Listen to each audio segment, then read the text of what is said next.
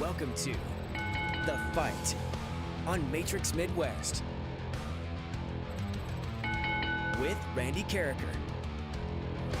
Hi kids, welcome to the show. Great to have you with us. A lot coming up. The World Cup reaches a thrilling conclusion. I'll give you the latest on the Cardinal minor league system and a trip around the horn with news and notes from Major League Baseball. But first, it's time for Quick Hits, and they're sponsored by St. Luke's. The Cardinals came out of the break losing 2 of 3 in Arizona, and when it happened, it was primarily because of the bullpen. Yesterday, the Cardinals grabbed a 7-0 lead. Andre Pallante got to the 6th inning and allowed a double, an RBI single, and another hit. Then Pallante walked Gerardo Perdomo, got Corbin Carroll to fly out, and walked Gabe Marino. So he couldn't stand prosperity. Then a bases-loaded walk by Ryan Stanek. In the 8th, Nolan Arenado with a game-tying home run. On Friday, Luis Gastelum had made it a little too close for comfort with his 8th inning, where he allowed 2 runs. And here's a big problem for the Cardinals. Yes, the bullpen. A good stat from Chip Carey yesterday on the Cardinal broadcast. In 509 innings, Cardinal starters have issued 164 walks. 509 innings for the starters, 164 walks. In 366 innings, 143 less innings, the bullpen has issued 2 more walks, 166. The last thing you can have is relief pitchers walking guys, and that's a problem the Cardinals will have to solve before they become great. And there are some guys in the minors that they're going to try and relieve. Gastelum is already here. They used Bryson Motts out of the bullpen in Memphis this weekend. So there are things out there that the Cardinals can do, but when you have people walking hitters and they are getting on base and then ultimately scoring, that's going to cause you to blow a 7-0 lead, which is exactly what happened in Arizona. Nothing a manager can do about that. You can make the right move and it doesn't work, and if your relievers are walking people, there's nothing a manager can do about that. The Blues signed forward Connor McMichael to a 6-year contract with an annual AAV of $6.75 million. The Blues now have 6 core players signed through 2030, 2031.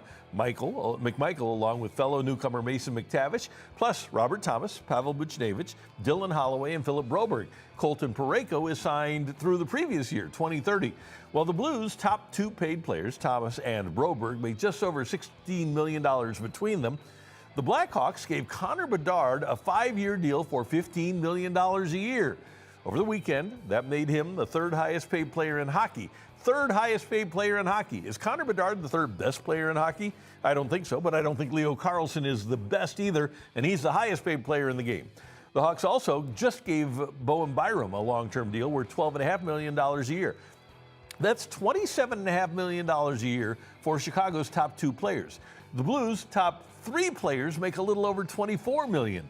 The Blues' cap management is good. Chicago's, so far, not so much. And, oh, by the way, it'll be interesting to see what Connor Bedard becomes. He's been a very good player, but he hasn't been great. Hasn't been a point-a-game guy yet. He's kind of like Robert Thomas that scores a few more goals. But they haven't surrounded him with talent like the Blues have with Thomas either. But I wonder if Bedard can ever live up to that $15 million a year. I get that he was the first pick in the draft, and that's what they had to give him because of where he went in the draft. But I wonder if Connor Bedard is going to lift Chicago to the heights that Jonathan Toews and Patrick Kane lifted them. I kind of doubt it because that front office is not very bright in terms of the way they're signing hockey players. All right, let's talk World Cup. What a thrilling championship game. A dominant performance by Spain in a 1-0 win over Argentina in OT. Spain had 2 goals wiped out, too. Nico Williams' goal early in extra time. He slotted a shot into the net, which initially appeared to break the scoreless tie. However, referee Slavko Vincic disallowed the strike, ruling that Mikel Merino had fouled Nicolas Otamendi by stepping on his foot in the box during the buildup. Then Spain did score. Ferran Torres scoring the only goal for Spain in the 106th minute, and Torres' goal stood up as the winner. It looked like he was going to score another one, too, later in extra time. He fired a home what appeared to be a second goal to seal the victory. That goal was also called back, this time ruled for offsides, kind of like the NHL playoffs. A lot more offsides during the World Cup than we see in ordinary soccer. But Spain wound up dominating, and they needed only 1. They had 12 shots on goal. Argentina had none. 0. Nada. Zilch.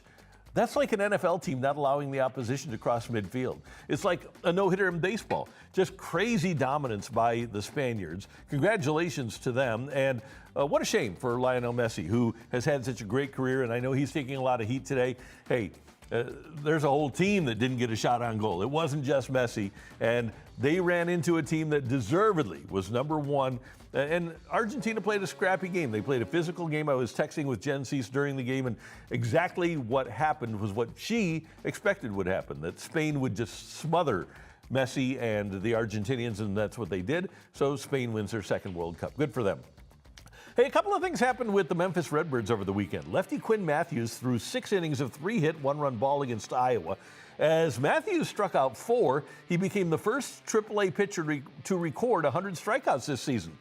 For the year, Matthews has thrown in 85 innings. He has 101 Ks, but he has 49 walks. He does have a 3.39 ERA, so the walks don't kill him too much. Also, this might be informative. As we mentioned, Bryson Motts came out of the bullpen for the first time in his minor league career. Of course, he had come out of the bullpen here with the Cardinals, but the second time in his professional career that Motts has come out of the bullpen, with Jojo Romero on the IL with appendicitis and perhaps on the trade block too.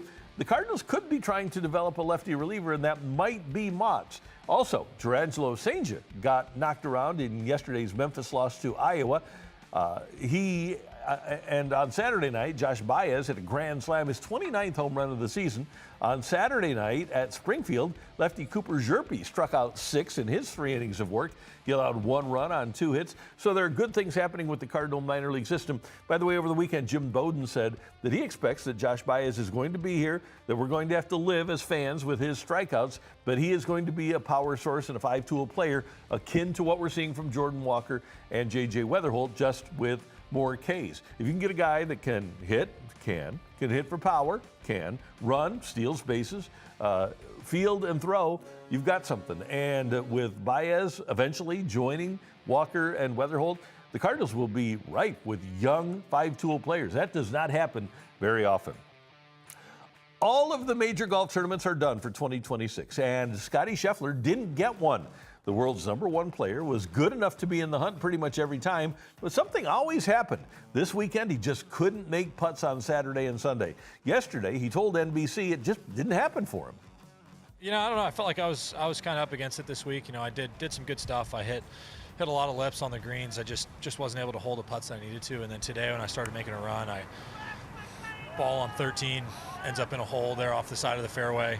That cost me pretty much a full shot because I wasn't actually able to really move the ball from there. And then 14, I hit the tee shot the way I wanted to, just trickles into the bunker. And so those little things that go your way, I think when you're winning tournaments, didn't really happen for me today, outside of getting relief there on 17. So a little bit disappointed, but you know, it was one of those days where I for sure left it all out there and gave it a good run. So in the 4 majors, Scottie finished 2nd in the Masters, 14th in the PGA, and 4th in the U.S. Open and in the Open. Next up, the FedEx St. Jude Classic, and then in mid to late August, the BMW Championship right here in St. Louis, and Scheffler will be among the group. He is the #1 ranked player in the world. He is the #1 ranked player this year, so he's going to play in the BMW, and then he'll play for the championship in Eastlake in Atlanta.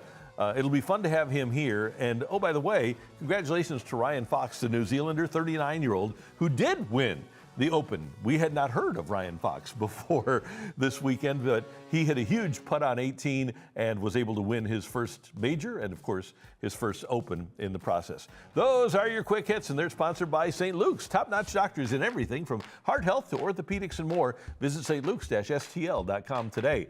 Later in the show, we have a daily wager for you. Kind of a weird last couple of days. We'll tell you why, and then we'll have a bet for you today. But next up, we're going to take a trip around the horn. Storylines from Major League Baseball next here in The Fight.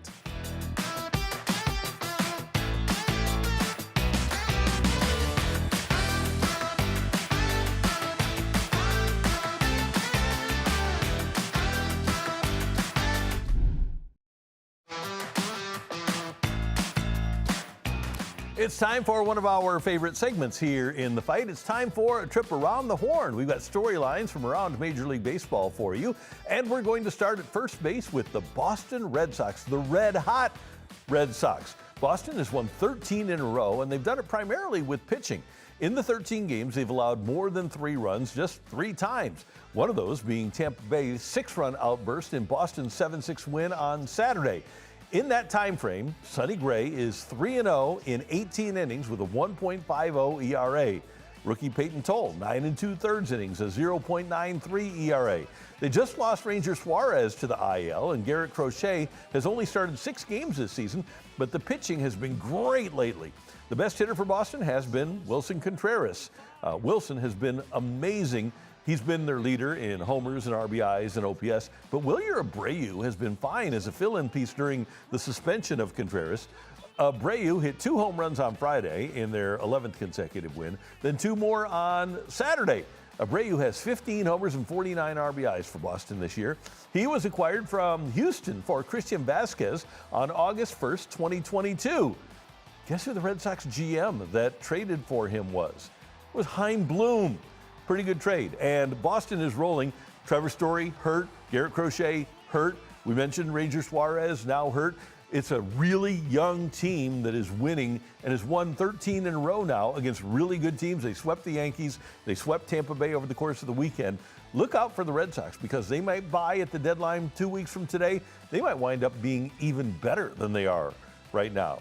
All right, let's move to second base. And Dodgers catcher Will Smith hasn't played since June 5th due to an inflamed disc in his neck. And he has continued soreness in his neck while taking swings that led the team to shut him down for at least another week. Manager Dave Roberts said missing another month would represent the best case scenario. That'd take us into mid to late August. What seemed like a mild bout of neck inflammation has now become an increasingly major concern for both Smith and the Dodgers. Roberts said this brief total shutdown period, quote, gives it a good chance to get all the inflammation out, the soreness out, the pain, increased flexibility, all of it. Then he has a fighting chance to work his way back. Trying to do everything, even at a lesser dosage, just wasn't feasible. Well, if they don't have Will Smith, then they've got some real depth problems behind the plate. The LA Times' Bill Shaken writes that, quote, counting on Dalton Rushing to fill in is one thing, but relying on him as a starter for perhaps the rest of the season may not be in the Dodgers' best interest. Rushing hasn't been particularly good defensively, and his game management, quote, or lack thereof, unquote, led to some rather public conflict with Shohei Ohtani during an Ohtani start last month. That's a team loaded with young talent that, if they decide Smith might not return, should show some interest in the Cardinals' Pedro Pages. Pages, a terrific defensive catcher. He would give them enough offense. He would be surrounded by great bats. If they don't have Will Smith, if I were in the Dodgers' shoes, Pedro Pages would be one of the guys that I would be interested in. And of course, they have Andy Pages, the all-star in center field. No relation, but if I'm the Dodgers and I'm looking for a good catcher and the Cardinals have Crooks and Herrera that it appears they're going to play, I think I would call the Cardinals and ask Chaim Bloom, hey, is Pedro Pages available? All right, now it's time for third base. And Milwaukee's Brandon Woodruff's 2026 season has come to an end, as the Brewers right-hander told reporters that he's undergoing a capsule surgery on his throwing shoulder. Usually, that is a death sentence for a career. The recovery timeline should keep Woodruff out of action for at least part of next season, if there is one. But he said he isn't planning to retire and that he will, quote, attack this rehab with the goal in mind of pitching again. There's never been a guy that's come back successfully from that capsule surgery. The more immediate issue for the Brewers is now losing Woodruff and how that impacts their rotation. Quinn Priester was also lost for 2026 due to thoracic outlet surgery, had to have a rib removed. And Kyle Harrison is on the 15-day DL with what appears to be some minor forearm tightness, though there's always some extra concern surrounding forearm-related injuries because many times that leads to Tommy John surgery. Even if Harrison is able to return in pretty short order, that leaves Milwaukee with a lack of certainty beyond he and Jacob Misiorowski, who missed the All-Star game and a start before the All-Star game because of arm fatigue.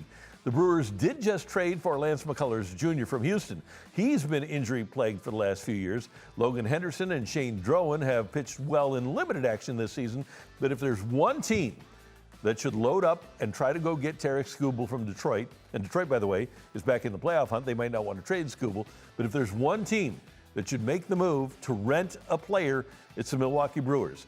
This is a great chance for the Brewers to get to their second World Series and win their first. If you have Mizrachi and Skubal at the front of the rotation, you have a great chance to win every single game. And oh, by the way, the Brewers have more top 100 minor leaguers, according to Baseball America, than any other team in baseball. So if you're going to do a rental and you're Milwaukee, you should look at it. They did it in 2009 when they rented CC Sabathia before he became a free agent with the Yankees. Not a bad try to do that again this year with Tarek Skubal. All right, we move to home plate. And Yankee slugger Aaron Judge is still out with a rib injury.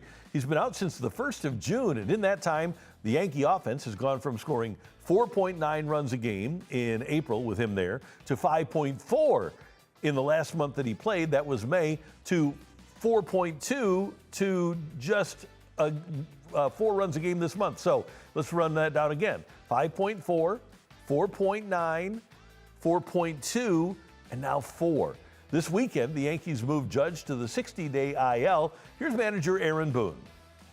He did last night, so kind of agreeing with Dr. Ahmad.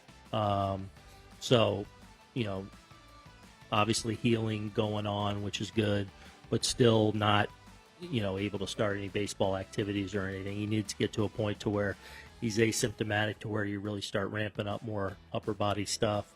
The good news is, the pain is subsiding somewhat over the last couple of weeks and changing from that sharp to more of that dull.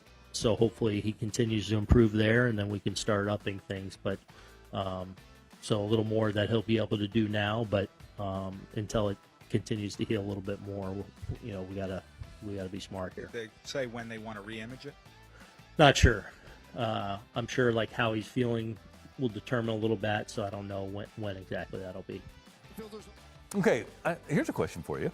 How does a baseball player get such a severe rib injury? I get it in hockey. I get it in football.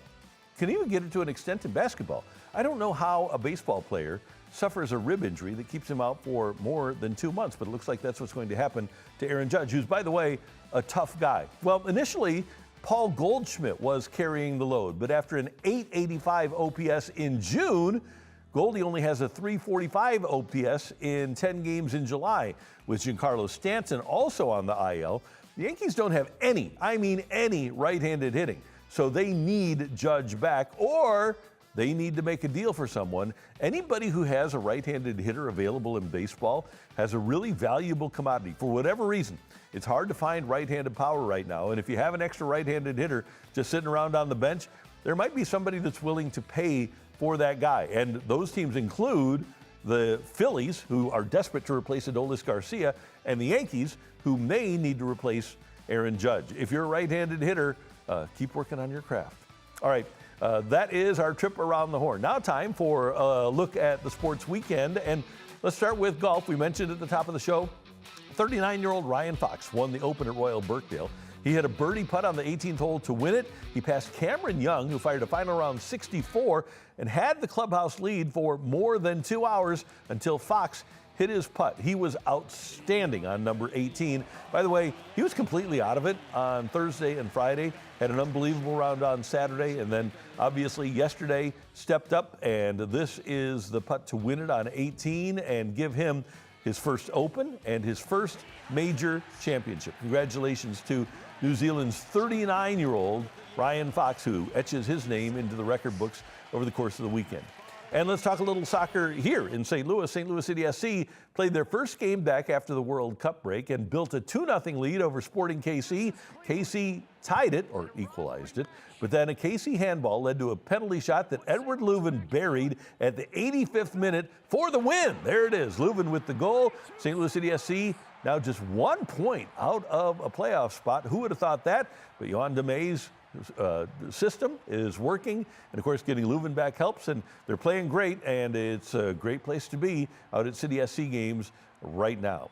All right, those are your weekend highlights. Coming up, we've got the list for you.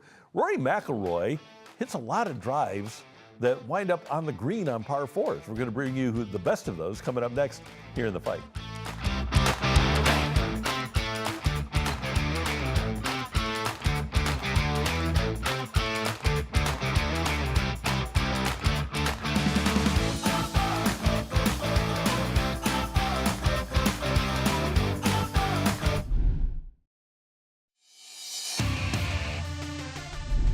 It's time for the list, and Rory McIlroy was the definition of drive for show, putt for dough this weekend. He drove the green on par fours multiple times, but still finished in a tie for 40th at the Open because he didn't hit putts. Thursday at Royal Birkdale, he nailed this 415-yard par 4 ninth, and watch what this ball does. It is unbelievable to watch the power from a little fella. He's not a big man, but he generates unbelievable power and was able to drive it onto the green on Thursday. And then on Friday, same hole, he drives it again. Unbelievable. And here's the Friday one with the light blue shirt. And again, from over 400 yards, he's able to drive the green. Not only the precision with which he is able to hit shots with accuracy, but to nail the distance with the driver is pretty remarkable. And this has kind of become a thing with Rory. He specializes in driving par fours. So here is the list of his best driving of greens on par fours. And we're going to start with our number 6, November 6th, 2025, the Abu Dhabi Championship, a 394-yard par 4 10th at Yas Links in Abu Dhabi. Rory finished tied for second at -24 in the tournament. He would drive the green, but missed the putt. And this is amazing. Think about this, 394 yards, and look at where this shot lands. And he gets it close, but he doesn't hit the first putt. He doesn't get an eagle out of it. And not only does he not get an eagle, but the lack of the birdie causes him to finish second in the tournament. The winner finished at -25. Rory finished at -24 on this one. But man, look at that follow through and look at that drive. And he can actually see it all the way to the green. All right. Let's move to number 5. August 17th, 2025, the BMW Championship, which will be played here this year at Caves Valley outside of Baltimore. The 294-yard, it's a short par 4 11th. The final round over the water with those trees, and he does it with a 3-iron. And here it is, almost a hole in one again, over the water like we said, and unbelievable. He gets it over the cup, but he's not able to hit the putt coming back, and winds up with another birdie, even though he drove the green on a par 4. And he finished 3 under in 12th place in the tournament, 12 shots behind Scotty Scheffler. Great shot, but certainly one of the few that, well, Scotty hit a lot more. He didn't, not just a few, but Scotty hit a lot more, and Rory didn't even come close in the tournament. All right, number 4, let's go to February 22nd of 2020. During the time right before COVID. This is the World Golf Championships of Mexico Championship at the Club de Golf Chapultepec in Naucalpan, Mexico. A 415-yard 12th hole, third round, and boom. And this is one of his best ever because there you see the accuracy, but look at the distance on 415 yards. Like they said, it started short of the green, but keeps rolling, rolling, rolling, and winds up pin high. Rory would miss the first putt again and get a birdie out of this. So he is definitely driving for show here, but not putting for dough enough. All right, that's a great one, though, down in Mexico in 2020. All right, this year, May 16th, 2026 at the PGA at Aronimink. And let's take a look at his third round shot from the 397-yard par 4 6th. And nobody else was driving this. As you can see, boom, Rory would get to the green this time and would birdie this one. He would fire a 66, his best round of the tournament, and finish tied for 7th overall. But look at that. Look where that is, and look at his ability. He's remarkable. So that was this year at the PGA at Aronimink, and he pounded it. All right, let's move on to number 2, and this is June 16th of 2024. This is the Arnold Palmer Invitational at Bay Hill. Nobody had ever driven this hole before. It's a par 4 10th. It's 401 yards. And Rory becomes the first to ever drive the green on this hole. He'd actually wind up again with a 2-putt birdie and not win the tournament. But he did something that nobody else had ever done in driving this 401-yard par 4. Some people don't even think of it. Some people are just laying up. Some people getting within 50 yards, 75 yards, 100 yards of the hole. He's driving it 400 and getting it to the hole, but never hitting the first putt. I guess he has a much better chance to eagle the hole if he is putting rather than chipping. But man, it is amazing to think that this often he drives the par fours, and he's done it 24 times in his career, but how rarely he comes up with the eagle putt. All right, there's got to be a number one, right? And I remember watching this. It happened March 23rd, 2023 at the Dell Technologies match play in Austin at the Austin Country Club, the last one of these that would ever be played. And it's at the 375-yard 18th. And he is taking on Denny McCarthy. He's one up in the second round of the match play. And watch where this putt or this shot lands. And this one does set him up if he wants to putt for a birdie. Or an eagle rather, this sets him up. Now again, 375 yards, it's in Austin, the ball is flying on this day, but he is going to just let it rip. As they say, he really hit send. Look how straight that is, right down the middle, and look to where this ball lands. Rolling, rolling, rolling, and it is to within 5 feet, wound up being 4 feet of the cup. Unreal.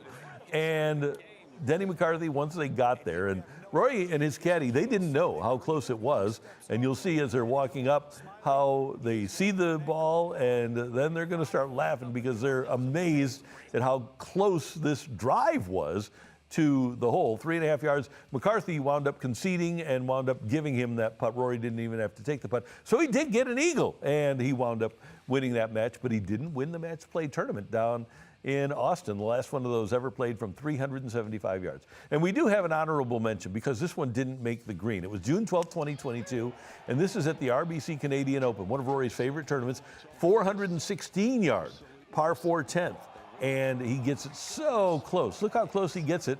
And then he almost chips in for the eagle. Didn't have to putt this one, but this is how close he was to getting the eagle.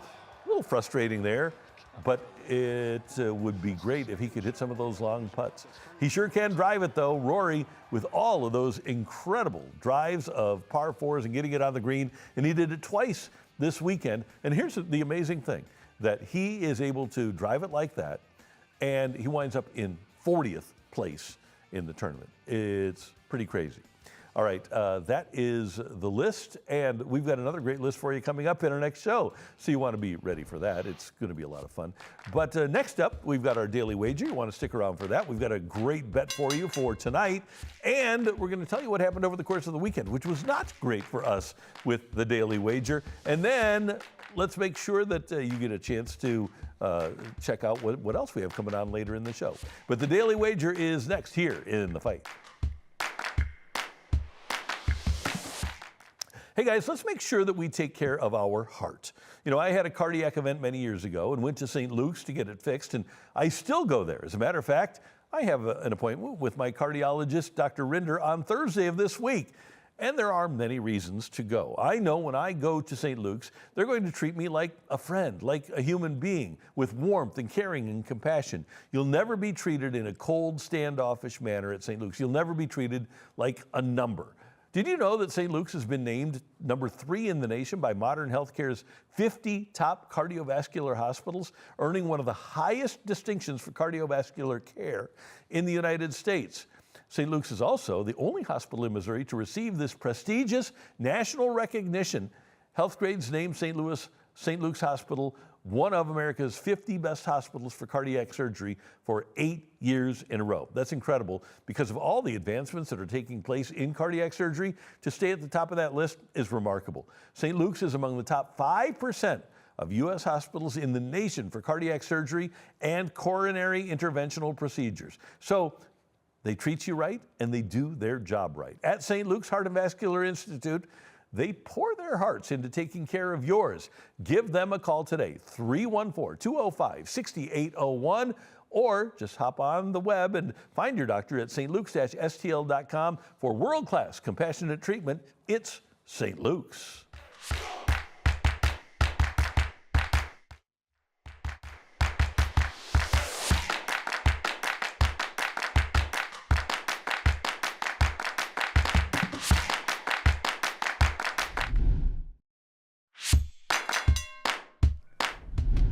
It's time for the Daily Wager, and let's bring you up to date on what happened over the weekend because it was not great for us. Well, could have been worse.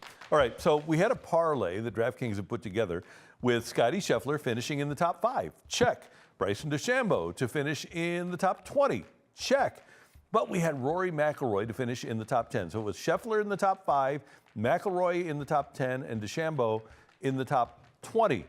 Well, Rory ruined it for us. He finished 40th and cost us money, a lot of money, because that was like at plus 345 or something like that. We also had Paige Beckers of the Dallas Wings to score 25 points against the New York Liberty, but that game was postponed because of travel problems for the Liberty, so no bet there. All right, time for our Daily Wager here, and the red-hot Boston Red Sox, we told you about them earlier in the show.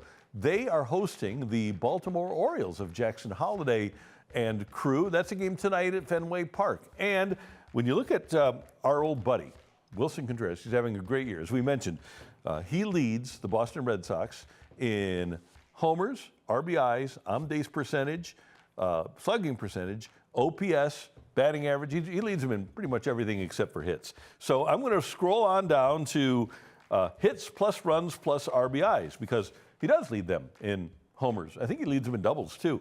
And I'm going to say that he winds up with 3+ hits, plus runs, plus RBIs. Wilson is plus 140 in that category. So I'm going to go with Wilson Contreras, 3+ hits, plus runs, plus RBIs. And we're going to put $100 on this. And let's see what we can get out of it when we do. We will get a payout of $240 when Wilson gets us those 3 hits plus runs plus RBIs. Keep an eye on Wilson Contreras against Baltimore tonight. He can earn us money here in the fight. All right, that is today's Daily Wager. Coming up, we have today's fun fact, which is always a fun fact. We've got story time with Uncle Randy. We're going to pick a decade and a sport, and we're going to have that for you. And we've got Today in Sports History, which is a great one. It's coming up next here in The Fight.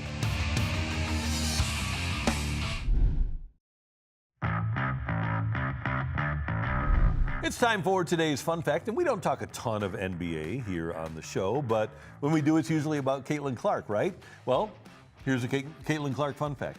She reached 200 career three-pointers, hitting the milestone in 74 games, faster than any player in WNBA history. Clark also scored a career-high 45 points, shooting 11-18 from the field, including 6 of 10 from beyond the arc in a win over New York over the weekend, 17 of 19 from the free throw line as the Fever beat the Liberty. The reason WNBA players beat Clark up physically is because that when she's healthy, she beats them on the court. She doesn't beat them up physically. She doesn't punch them or punch their throat or things like that. She just hits threes, and she hits free throws, and she gets assists, and she is a monster, and she's so intensely competitive. That's why she gets physically beat up, because when she's healthy, she beats them. Pretty good for a guard that her fellow players deem the 11th best guard in the whole league. NBA players jealous much? This girl's unbelievable. She's a great player, and she is the face of the NBA. She is the reason that the WNBA has reached the heights that they've reached since she came into the league. And it'd be nice if the whole league, including the commissioner, would recognize that. But they haven't yet. That's today's fun fact. All right, time now for story time with Uncle Randy. And Director Tyler is going to spin a wheel for the year or the decade that we're going to talk about. And we're also going to have a wheel for a sport. And I will give you a little bit of a story. And we are going to go in the little 2010s action here. 2010s baseball. Okay, so this is baseball between 2010 and 2019. We had some pretty good things happen. Okay, so let's go back. Well, let me give you a statistic here before I go back to a specific story, okay? Between 2010 and 2022, the Cardinals made the playoffs a lot. Went to the playoffs in 2011, 2012, 2013, 2014, 2015, missed in 16, 17, 18, went to the playoffs in 19, went to the LCS, went to the playoffs again in 20, went to the playoffs again in 21, and then obviously went in 22 and missed in 23. So you have all those playoff years. In those years, between the end of the 2010 season and the end of the 22 season, the Cardinals missed the playoffs in 2016 in game 162. Didn't play a game where there weren't playoff implications. In 2017, they got knocked out of the playoffs in game number 161. So they played one game where it didn't have playoff implications. And then in 2018, they got knocked out of the playoffs mathematically in game number 158. So 159, 160, 162, 162, those four games didn't have playoff implications for the Cardinals.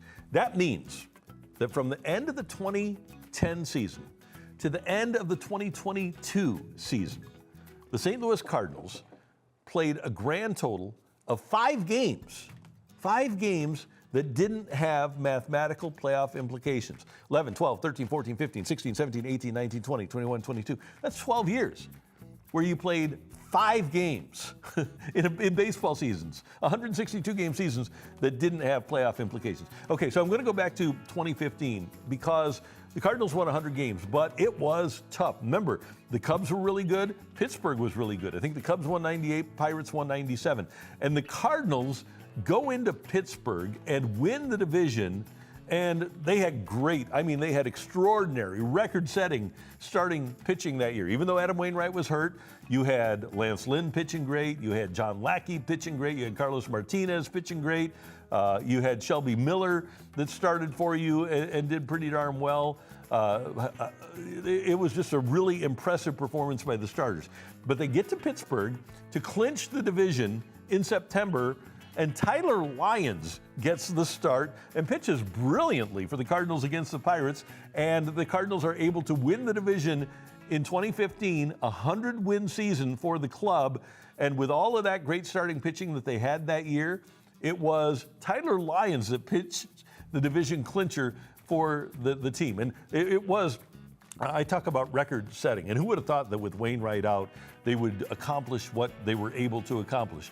But Lynn won double digits, Waka was fantastic, Lackey won double digits, Martinez was really, really good, kind of an underrated starter, and they just did really well. And Director Tyler finds this game with the lefty Tyler Lyons, and this is obviously the offense in that game, but the lefty Tyler Lyons, who was a pretty darn good reliever for the Cardinals that year, wearing number 70, he was on the mound for the win, and there he is, as the Cardinals clinch the division with a victory at Pittsburgh. So that was fun, and it really is, when you think about the Cardinals not signing Max Scherzer after this season, that's why they didn't, because they thought that they were going to be pretty good for a long time.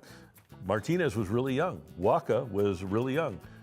They had already traded Shelby Miller, but so you had those guys. Lackey was going to depart at some point, and did. But then you had Lynn, Waka, Martinez, and then you had Tyler Lyons on the way. You still had Lackey. Pretty darn good starting rotation there. And so that was their thought process, I'm sure, in not signing Max Scherzer. The problem is, it was Max Scherzer. And there were a couple of things that came into play. And Adam Wainwright, who I think is going to join us later in the week on this show, told us previously on this show that Max Scherzer was so close to becoming a Cardinal. He'd gone to Adam. He had said, look, I'll take a hometown discount. It is my hometown, after all, and I will come to the Cardinals. All you have to do is set it up with your front office. I'll tell Scott Boras, and we'll take care of it. And the Cardinals never engaged. And it's public knowledge. But Scherzer desperately wanted to be here. And the fact that the Cardinals didn't engage he and his agent kind of permanently soured Scherzer on becoming a Cardinal. And as great as that young pitching was, and I understand what their philosophy was at the time, but it was a transcendent pitcher who, along with Justin Verlander and Clayton Kershaw, was, far and away the best of his era. It wasn't even close. So it's a bummer, but story time, 2015 division clincher, 100-win season, and it was Tyler Lyons that wound up getting the start for the Cardinals in a dominant era of Redbird baseball. I hope that we, because we complained a lot about the Cardinals not making the playoffs in those years and things kind of disintegrating, and they do go back to the LCS in 2019. I hope we appreciate what we have here. You talk about Pittsburgh. They've had 3 good years in the last 30. You look across the state at Kansas City with one of the worst records in baseball right now. There are a lot of franchises that would love to have had the success, even in the regular season, even if they didn't win World Series, that the Cardinals have enjoyed over the years. Okay, that is story time with Uncle Randy. And now it's time for this date in sports history. And one of the all-time greats ended his home run record on this date in 1976. Henry Aaron hits his 755th and last home run off of Angels pitcher Dick Drago. And first of all, look at the crowd there for Henry Aaron in what we know is his last season. That's kind of a shame. At Old County Stadium, and Aaron would wind up with 755. It's interesting that it was July that he hit his last home run and then would go the rest of the season and not hit another one. But the greatest of all time hits number 755 on this date in 1976. He was amazing. And by the way, the reason that he was with the Brewers was twofold. Number one, they had the designated hitter in the American League at that time. They didn't have it in the National League. Of course, he had been with the Braves, and then they traded him to the Brewers. But the Braves, when he was in the heyday of his career, were in Milwaukee. It was the Milwaukee Braves. So that's why they traded him to the Brewers, so he could end his career back in Milwaukee and as a designated hitter. So he hits 755 on this date back in 1976, and that record would stand for 31 years until on August 7th of 2007, Barry Bonds hit his 756th at AT&T Park and officially surpassed Aaron to make Bonds the all-time home run leader in Major League Baseball. There are still a lot of people out there, because of Bonds' association with performance enhancers, that still look at Henry Aaron as the all-time home run leader. And I'll say this about Henry Aaron. He doesn't get talked about enough as one of the all-time great players. And now we're talking about Ohtani, rightfully so, as being the best player in the history of the game because of what he can do on offense and what he does on the mound. Babe Ruth deserves to be in that conversation. Mickey Mantle, Willie Mays, both great all-around players. Albert Pujols, who we had here, unbelievable hitter and a multiple Gold Glover. But Henry Aaron is the all-time leader in RBIs. He is among the all-time leaders, number 2 all-time for balls that went over the fence in home runs. He had more hits than anybody except for 2 or 3 players in the history of the game. He played with great character for a long time. Not that that has a lot to do with what you do on the field, but with what you are as a baseball player. I don't think we talk about Henry Aaron enough as one of the great players in the history of the sport, because if you look at the leaderboards throughout all of Baseball Reference and just look at the top 10s, Henry Aaron is all over it. By the way, so is Stan Musial. But my point is that I don't think that we give Henry Aaron, and he wasn't the best defensively, but he was more than adequate. I don't think we give him enough credit for being one of the best players in the history of the sport. And I'm glad that we got to bring you that highlight today. And hopefully we'll see somebody else that does what he did. Hey, I wanted to give you one other quick note about the Arizona Cardinals, who start training camp this week. Unbelievably, NFL teams start training camp this week. And last year, after Kyler Murray got hurt, Jacoby Brissett was one of the best quarterbacks in the league. Even though they didn't win a lot of games, it wasn't his fault. Brissett played really good.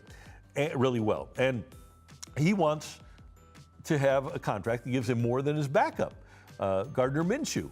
And the Cardinals are arguing with Jacoby Brissett over literally $2 million in the NFL. And I'm a Cardinal fan, but come on. You have to take care of your quarterback and a guy that everybody on that team looks at as the leader.